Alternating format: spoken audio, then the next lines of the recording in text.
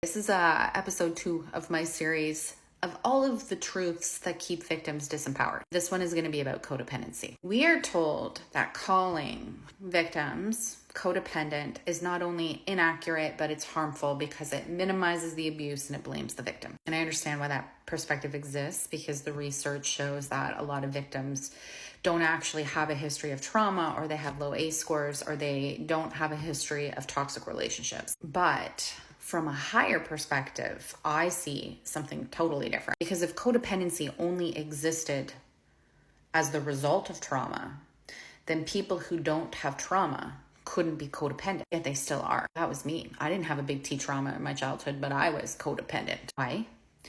Because codependency actually lives in belief systems. We are trained from birth to be codependent. We're literally trained by family and society and culture to put everybody else's needs ahead of our own, to suppress our authentic expression, to seek validation outside of the self, to feel guilty for saying no or prioritizing other people. Codependency is literally a survival response to a world that taught us that love and safety meant self-abandonment. And these survival responses form this invisible framework that defines what love and connection are supposed to look like. So telling victims that they're not codependent, it might feel empowering in the short term, but I think it prevents them from looking at all of those underlying belief systems. It keeps them focused outward at the abuser and it was their fault, instead of turning inward, which is where real liberation begins. And if codependency is programming, then it means it can be deprogrammed.